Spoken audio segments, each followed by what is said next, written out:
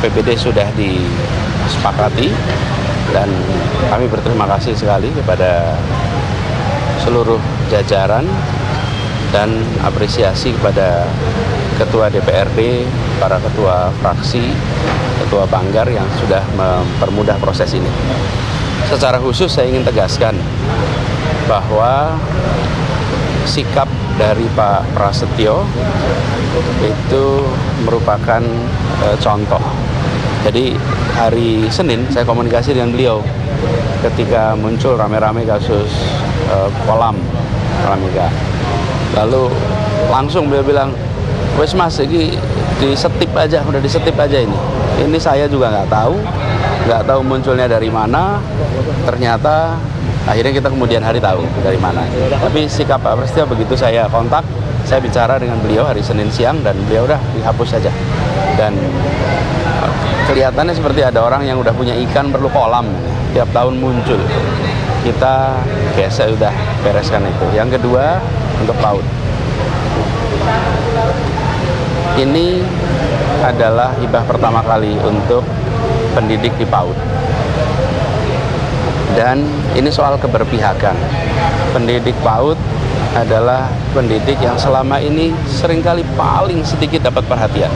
Bahkan tidak pernah dapat hibah selama ini. Jadi ini adalah pertama kali. Mereka di mana-mana, di seluruh Indonesia, yang namanya kantor itu pinjam. Bahkan kantor itu biasanya numpang di ketuanya, di sekretarisnya. Karena memang guru-guru PAUD itu guru-guru pendidik paling awal bagi anak-anak kita di luar rumah. Tetapi juga ini adalah pendidik-pendidik yang paling sedikit perhatiannya. Bahkan kalau lihat undang-undang, mereka tidak disebut sebagai guru. Jadi kami berpihak kepada mereka yang selama ini dimarginalkan. Mereka yang selama ini tidak dapat perhatian. Itu komitmen kita.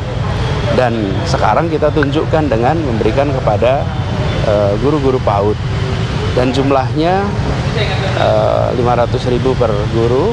Kita mengalokasikan 40 miliar untuk itu. Jadi ini baru awal, tapi ke depan kita akan pastikan terus lebih banyak nanti ke depannya. Intinya adalah tidak ada lagi guru-guru pendidik yang terlewatkan. Karena itulah himpunan guru-guru PAUD, dan sama juga kita menyalurkan lewat PGRI, lewat IGTKI. IGTKI itu Ikatan Guru TK Indonesia. Kemudian jadi alokasinya itu 23 miliar untuk lewat IGTKI, guru TK swasta lewat IGTKI, kemudian PAUD lewat Himpaudi. Dan ya sesuatu yang biasa saja. Bahkan kalau Anda lihat teman-teman, kasihan nggak sih guru-guru PAUD itu selama ini nggak dikasih apa-apa. Ini sekarang kita baru mulai diributin. Ini mau memberi pendidik paling awal. Dan jalurnya kita coba sekarang lewat Himpaudi. Kita pertama kali nih mau membagi satu-satu, nggak mungkin. Jadi kita lewat himpunan, lewat asosiasi guru, sama seperti yang lain, ada lewat PGRI, lewat yang lain-lain. Jadi ini satu mekanisme yang kita lakukan karena ini pertama kali. Jadi TGOBP semuanya kita jalankan, jadi nanti prosesnya juga melalui proses yang benar, dari mulai pengangkatannya, tanggung jawabnya, sehingga semua orang yang bekerja itu memiliki surat keputusan, punya kewajiban yang jelas, tanggung jawab yang jelas, juga punya hak yang jelas. Jadi kita atur di situ. Jadi kemudian secara umum sih sudah sepakat, jadi kita merasa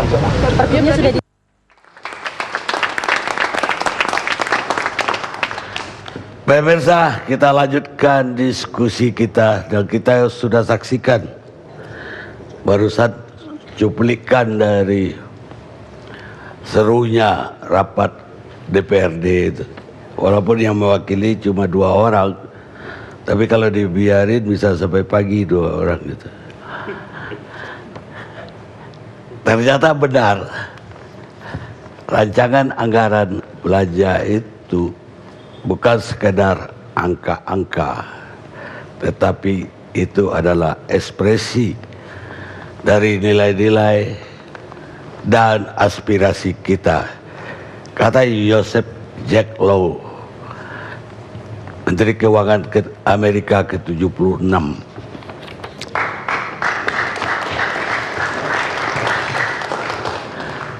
Yang menarik lagi tadi, ternyata perhatian dari Pak Bestari Barus sama masjid itu tinggi sekali. Jadi kritiknya dari 1000 masjid kok 11 cuma yang dapat hibah.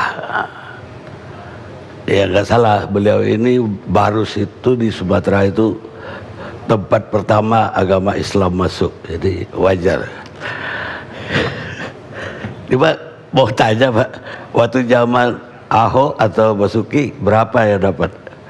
Kalau waktu itu 200 sekarang jadi 11, memang layak dikritik itu.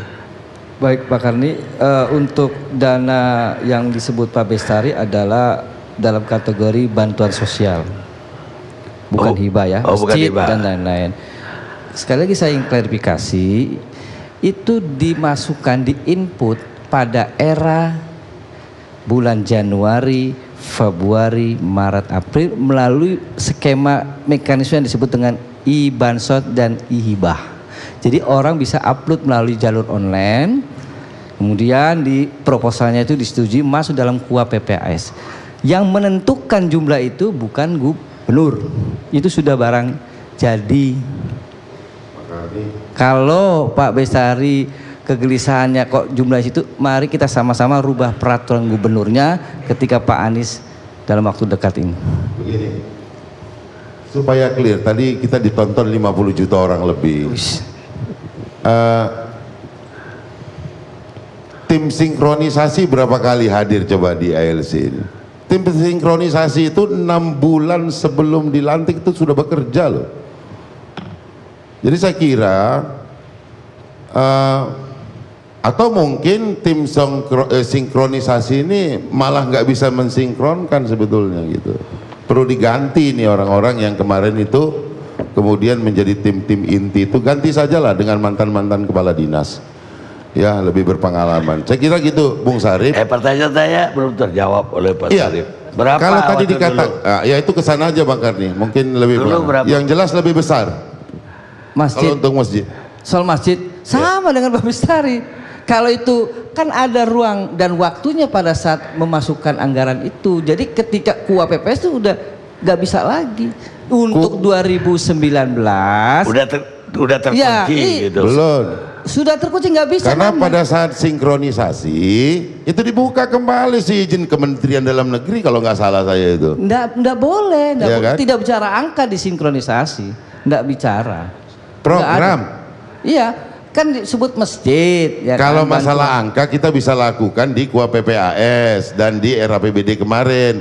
Ternyata kan tidak juga. Maka saya katakan, saya ingin meningkatkan loh perhatian Pak Gubernur dan Pak Wakil Gubernur kita ini untuk lebih memperhatikan yang namanya masjid-masjid, rumah ibadah lain, ya, supaya angkanya jangan gini. Masa Dewan Masjid ada cuma diberikan 10 miliar, sementara masjid yang ribuan di Jakarta ini dan keadaannya pun sudah goyang-goyang semua, itu hanya 11 yang dianggarkan gitu loh. Ini aja risau kami Pak, dari fraksi Nasdem tuh risau sekali. Sama Gerindra juga risau, cuma ini sama-sama risau. Sekarang ruang sudah dan mulai risau waktunya sama sudah gubernurnya. habis. Bung Karni, kesempatan itu sudah lewat. Pasenya bukan lagi menambah bantuan sosial, sudah lewat. Baik, kenapa Pri? Bagaimana Pak Pri polemik yang terjadi ini di mata Pak Pri sebagai mantan Wagub? Terima kasih Pak Karni. Selamat malam semuanya Bapak Ibu sekalian, Pak Dirjen, anggota Dewan dan teman-teman. Saya mendengarkan dua teman dari Dewan ini menjadi menjadi kuat. Saya akan berbicara di sini tentang respon saya dari topik ini Pak. ALC ini topiknya adalah RAPBD titik 2 serangan pertama untuk Anies dan Sandi. Berarti gambaran saya mesti akan ada serangan kedua. serangan ketiga. Masih itu ya. Oke. Lagi disusun, Pak. Saya ya itu tadi. Tapi justru pemahaman saya nangkep itu, saya ingin membuat judul malam ini gitu ya. RAPBD titik 2 menggoyang DKI, mengoyak Indonesia dengan membunuh karakter Anies dan Sandi. Nah, ini lebih sadis ini. Lebih sadis. Sadis. Itu, Pak. Ini Pak. Serangan aja saya udah ada yang kritik. Terus serangan, serangan bisa perang gitu Pak. Jadi gini maksud saya, ada 3 kalimat kunci yang saya sampaikan. Menggoyang DKI apa? Persatuan rakyat DKI. Mengoyak Indonesia apa? Persatuan bangsa Indonesia. Dan mengapa? Karakter Anies Sandi, karena dia adalah gubernur terpilih dari pilkada. Pak Karni tadi saya catat ada kata-kata adanya perbedaan, konflik, sisa-sisa pilkada. Betul, ada kan tadi? Saya melihat perdebatan anggota dewan dilihat 50 juta menurut Pak Basari. Ya Pak Basari ya. Berapa juta? Berapa juta? Dilihat berapa juta? 50 juta. Nah, 50 juta ya, termasuk sampean ya. Ya itu lagi nyusun serangan berikutnya. Jadi gini, sangat mengherankan gitu loh bagi saya itu. Polemik ini tadi mengherankan banget gitu loh.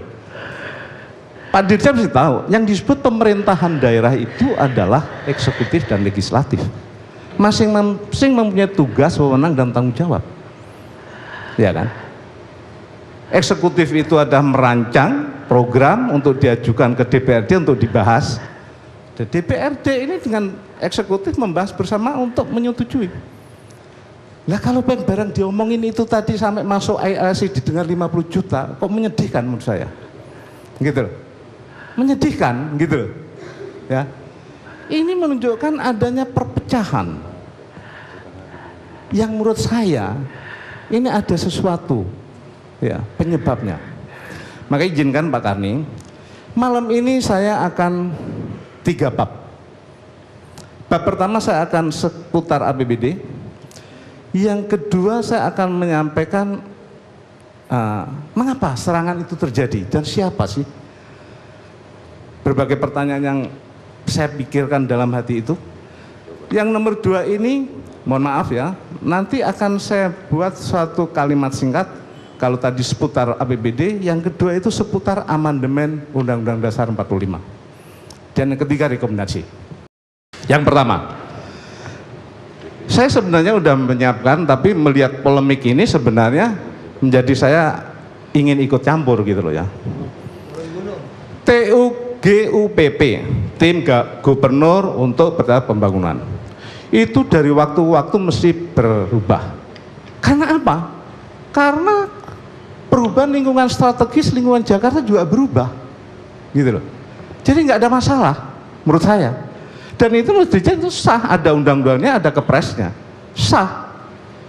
Seorang gubernur akan memanage kotanya, dia perlu ahli pesisir, perlu ahli yang ngawasi pencegahan korupsi, perlu ahli pembangunan kota, dan lain sebagainya. Itu adalah haknya gubernur. Gitu.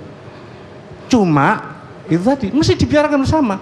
Ini polemik ini Pak Basari itu kan akibat tayangan-tayangan di TV itu TGUPP dari 2 miliar menjadi 28. Itu yang membuat orang kaget gitu. Tadi sudah diterangkan. Sebenarnya dulu sudah ada, itu jumlahnya cuma 12 miliar ya, naik 11 miliar. Wajar. Wajar dalam arti memang kebutuhannya jelas orangnya itu. Lah menjadi tidak wajar itu nanti si Pak Zeng ini atau Ken ini akan lihat. Dan Pak Basari tadi juga terucap. Situasi yang nggak pas ini akibat menurut saya itu tadi pilkada langsung maksud saya. Masyarakat itu terbelah sampai sekarang ini. Ya, terbelah. Tadi sudah dijelaskan ya, Di situ juga belum rinci. Padahal itu nanti di Pergub itu sepengetahuan saya, nanti juga dikontrol bisa direvisi itu, bahwa yang masuk TGUPP itu adalah identik dengan staf ahli eselon 2. Dan itu adalah bukan part timer, ada full timer. Ya, full timer. Selamat datang. Selamat datang Pak Wakil Gubernur.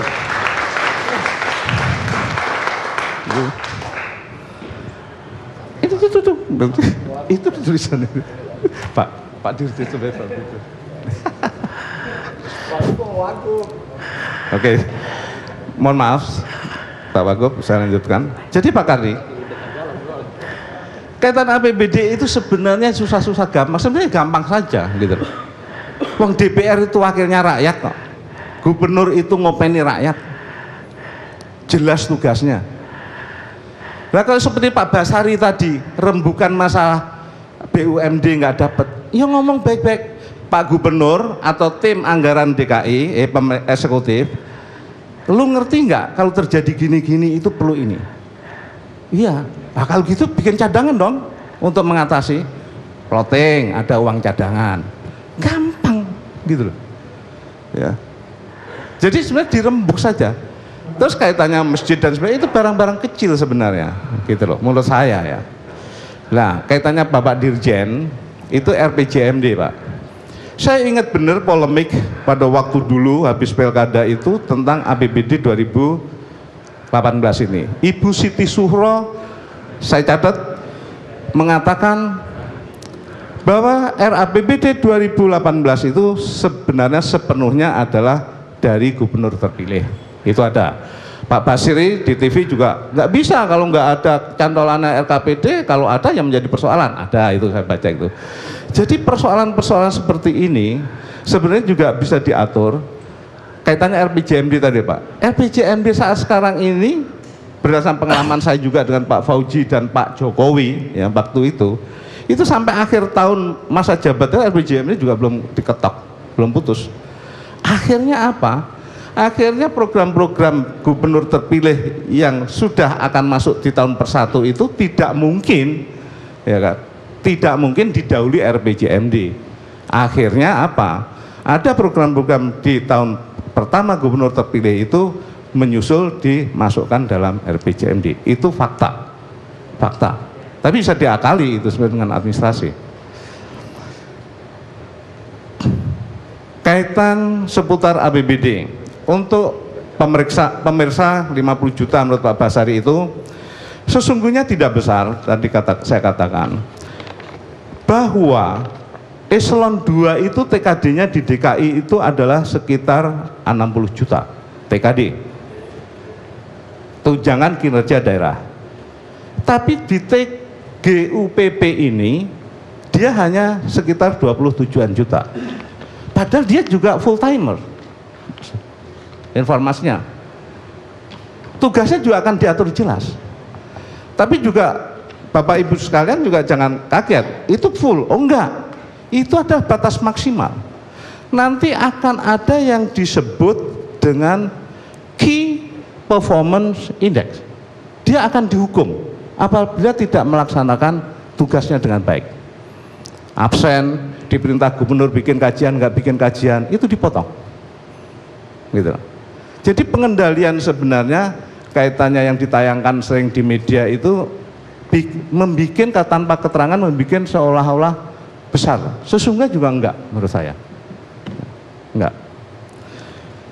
Mengait yang kedua, Pak Karni, yaitu sebelum saya bicara seputar amandemen Undang-Undang Dasar 45. Mengapa saya mengatakan demikian? Karena saya risau tadi. Saya tanya Bapak Ibu sekalian, setelah ada pilkada langsung, ada nggak keluarga yang pecah? Pro sana, pro sini, ada.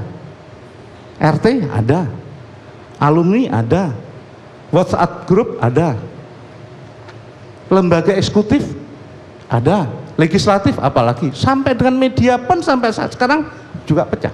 Menurut saya terbelah. Itu semua akibat adanya pilkada langsung. Pilkada langsung itu adanya di dilahirkan setelah ada amandemen Undang-Undang Dasar 1945. Nah, sekarang terus siapa yang bermain ini? Ingat, saya akan katakan ada kekuatan tertentu yang tidak ingin Indonesia itu kuat dan bersatu. Ya caranya dengan memecah belah. Kalau kita bayangkan NKRI ini sebuah rumah, Pancasila itu sebagai fondasi dasar dengan 4 pilarnya, 1 pilarnya konstitusi negara, pilar kedua masalah kebangsaan, ketiga wawasan nusantaranya, dan yang keempatnya ada ketahanan nasional, maka yang digeraji oleh kekuatan yang ingin atau yang tidak ingin Indonesia kuat ini ada konstitusi negaranya, geraji. Muncullah amandemen ini. Bapak dan Ibu sekalian kalau tidak percaya, buka di Google. Ya. Ada tulisan di balik amandemen Undang-Undang Dasar 45. Ada sponsornya, lembaga internasional, keuangan internasional. Ada operatornya, LSM asing. Dan bergabung dengan LSM dalam negeri. Jadi hasil amandemen Undang-Undang Dasar 45 ini sebenarnya sudah ada ikut campurnya asing, gitu loh. Dimasukkanlah bab pemilu seperti sekarang ini. Saya khawatir Pak Karni. Saya pikir Bapak Ibu sekarang juga berpikir selama 5 tahun ganti 5 tahun ini terus saja akan terjadi konflik, perbedaan. Nah, kalau Bapak Ibu setuju, ya, kalau Bapak Ibu setuju,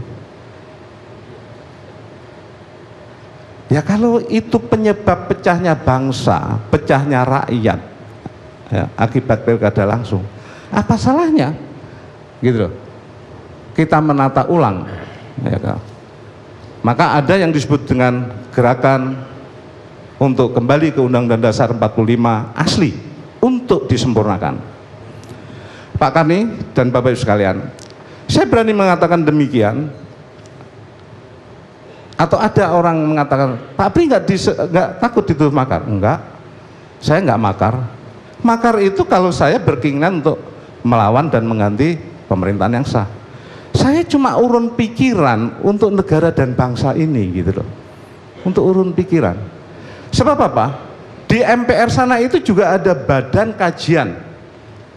Isinya adalah dari anggota DPR. Ada lembaga pengkajian. Isinya adalah mantan anggota MPR dan dari beberapa utusan ditunjuk. Itu juga berbicara masalah konstitusi negara.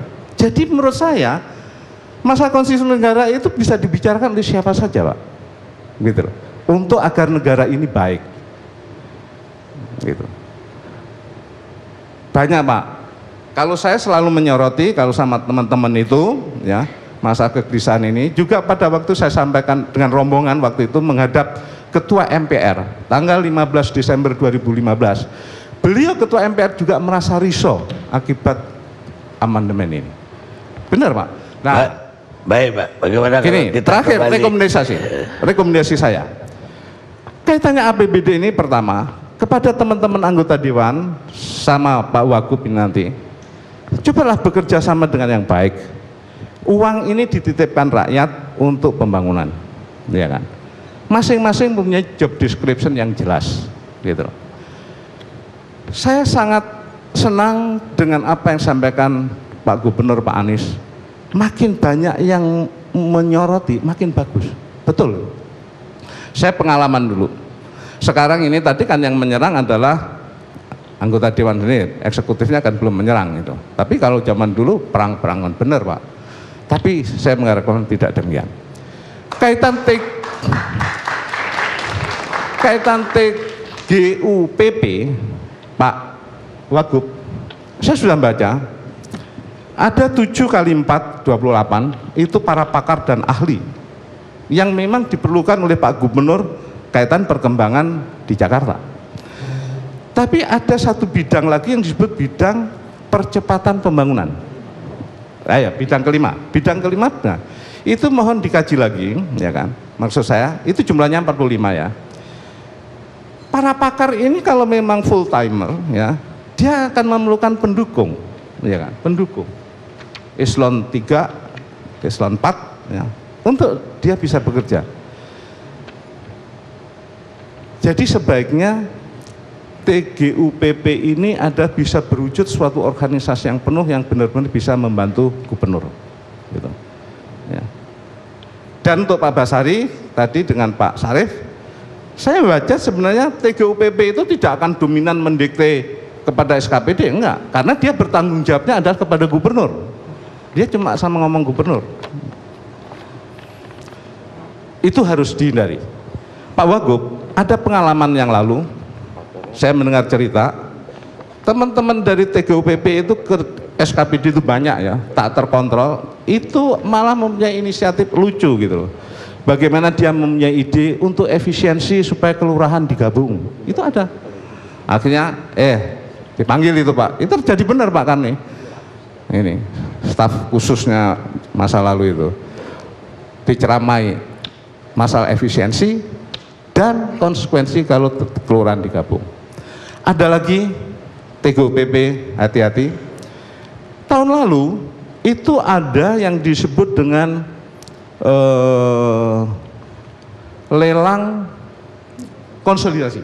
Oh, udah dengar? Oke, bagus.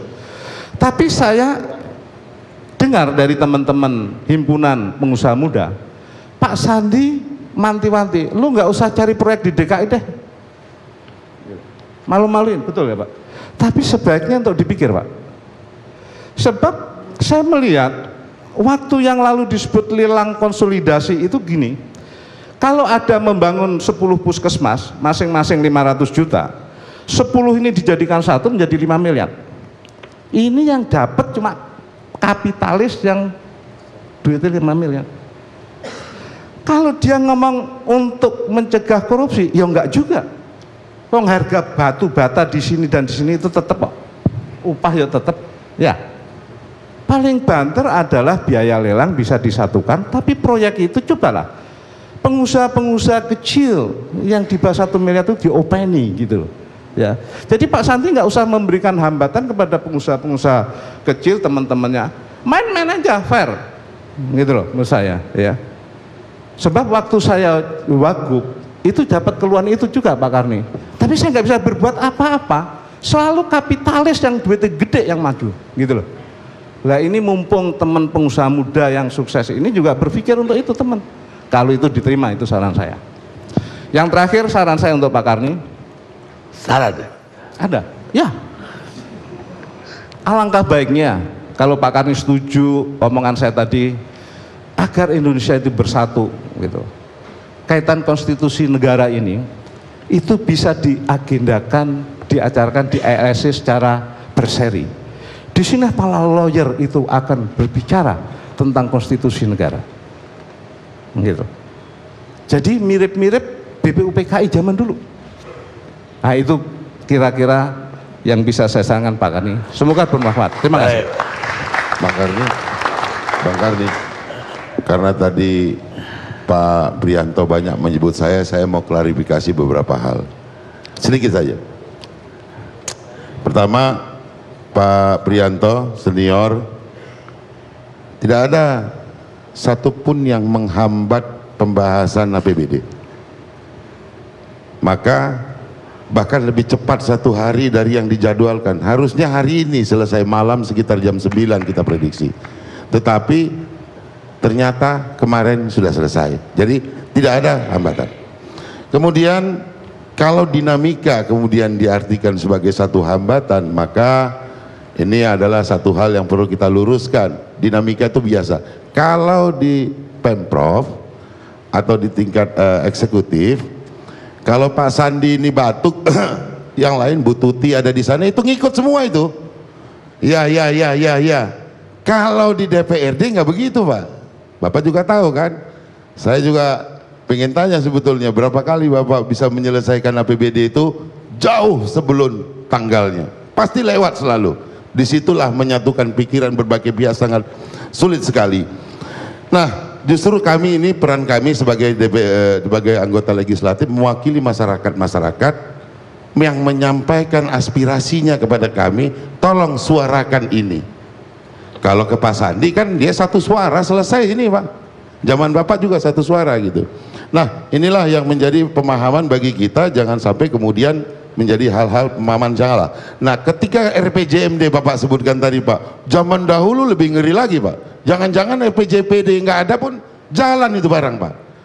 Belum ada yang tersangkut hukum. Hari ini sudah ada Pak.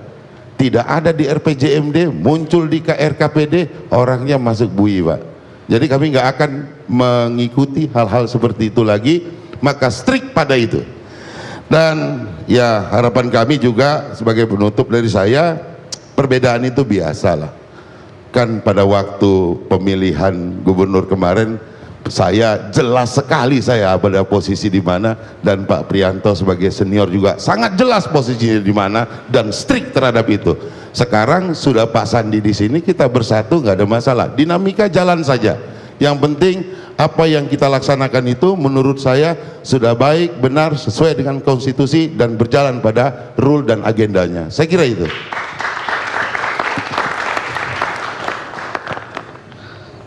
Jadi, tapi udah 3 kali penutup.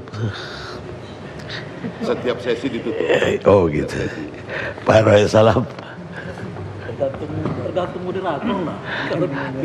Enggak, suaranya keras. Jadi, tapi intinya tadi itu, biarkanlah 1000 bunga berkembang. Mau jedong. Dalam hal itu dia pengikut mau jedong. Tadi enggak. Ayo Pak Roy. Ya, terima kasih Bang Karni. Tema malam ini memang sangat menarik dan cukup ada ini juga sebetulnya menjadi pertanyaan juga nih soalnya. Kritik pertama kepada gubernur baru. Nah, kalau melihat APBD, rancangan APBD 2018 dan polemik yang muncul hari ini, kami sendiri melihat bahwa pertama pada aspek prosedur itu soal perubahan-perubahan anggaran mau dilakukan oleh gubernur baru kaitannya dengan perubahan-perubahan dokumen RAPBD, sebetulnya secara prosedur boleh-boleh saja dan boleh sebetulnya gitu. Sebab bagaimanapun gubernur baru akan menjalankan mandat visi misinya, ya maaf, menjalankan visi misinya di tahun 2018, otomatis gubernur baru akan memastikan apakah visi misi itu tercermin di dalam RAPBD 2018. Nah, yang menjadi pertanyaan sebetulnya, apakah perubahan-perubahan tersebut satu sudah punya acuan kaitannya dengan dokumen-dokumen yang menjadi rujukan. Misalnya soal tadi RPJMD. RPJMD memang secara aturan 3 bulan setelah gubernur terpilih itu harus keluar. Nah, cuman sekarang setelah terpilih dan dilantik 16 Oktober, tentu gubernur baru harus punya waktu untuk menyusun. Itu asumsi bahwa tim gubernurnya belum menyusun RPJMD, maka waktu 3 bulan itu menjadi waktu yang pas untuk bisa keluar RPJMD dan menjadi rujukan. Kalaupun tidak ada RPJMD, maka mau tidak mau menggunakan RKPD, dan itu memang landasan hukumnya juga ada. Dari Permendagri, juga di Perda di DKI Jakarta juga diatur bahwa untuk gubernur baru yang terpilih dalam rancangan APBD 2018 itu dibuatkan oleh gubernur yang lama, tetapi rujukan dokumen rancangan perencanaan yang dirancang dalam RKPD itu juga harus menampung visi misi dari gubernur baru. Nah, sebetulnya poinnya apakah ini nantinya menjadi persoalan? Sebetulnya ini soal, kalau ini ada hal-hal yang menyangkut soal rujukannya tidak ada dan kemudian ini nanti akan berdampak kepada buruknya pengelolaan anggaran, maka ruang ini kan sebetulnya sudah ada juga di dalam peraturan bahwa kalau gubernur baru merasa ini harus sekarang kita melihat prosedur. Sekarang mau menyelamatkan soal program-program itu masuk di dalam APBD 2018 atau mau kita strict dulu pada proses yang ada bahwa ini harus selesai di bulan Desember sesuai dengan undang-undang, sehingga tidak seperti yang lalu-lalu itu sampai harus di awal sampai April di tahun anggaran berjalan harusnya sudah ditetapkan. Nah kalau kita strict pada program, sebetulnya bisa juga gubernur baru untuk membuat satu perubahan RKPD kalau itu sudah ditetapkan oleh gubernur sebelumnya. Ini sebagai contoh saja, misalnya kalau kita lihat dulu peralihan Presiden Jokowi SBY ke Jokowi, di mana di awal 2015 itu Presiden langsung merubah RKP untuk memasukkan program-program Jokowi dan kemudian mendorong alokasi anggaran di dalam. Nah hal ini juga di daerah seharusnya tidak menjadi sesuatu yang tabu. Tetapi yang paling penting sebetulnya apakah kembali kepada soal apakah alokasi yang ada di dalam itu yang dianggarkan di dalam program-program tersebut dari sisi soal nilai itu wajar atau tidak. Lalu yang kedua adalah soal apakah itu efektif atau tidak. Kaitannya kalau kita runut misalnya soal tim gubernur untuk percepatan pembangunan DKI Jakarta dengan jumlah yang begitu besar memunculkan pertanyaan juga, apakah tidak ada overlapping antara kerja tim ini dengan tugas-tugas dari dinas. Kalau bicara ahli di DKI Jakarta ini kan ahlinya perencanaan itu ada di Bapeda gitu. Apakah kemudian tim ini berbeda dengan peran Bapeda dan sebagainya. Kalau dia sebagai ahli di gubernur juga saya kira ada tim, ada deputy yang diangkat dengan gaji yang juga begitu besar gitu. Nah peran dia apa? Kenapa harus kemudian membentuk satu tim baru yang begitu besar? Ini soal bagaimana menjamin tidak tumpang tindihnya peran dari masing-masing organisasi yang sudah dibentuk dan sudah digaji juga dengan anggaran yang begitu besar. Itu soal TGUPP. Lalu muncul juga soal dana-dana yang dinilai banyak pihak memang ini bisa menimbulkan pemborosan gitu. Dan ya seperti kolam renang yang memang sudah kemarin semalam sudah dihapus. Kita berharap sebetulnya bahwa gubernur baru ini bisa lebih baik lagi menyusun anggaran, bisa lebih baik lagi mengelola anggaran, sehingga ke depan ini ada peningkatan di dalam kualitas pengelolaan. Hari ini kemudian publik banyak menyorot APBD karena ada inovasi yang sudah muncul sebelumnya tentang e-budgeting. Kita berharap gubernur baru bisa memunculkan satu terobosan lagi yang bisa kemudian mendekatkan anggaran itu ke masyarakat. Contoh saja misalnya ini misal soal persoalan sampah.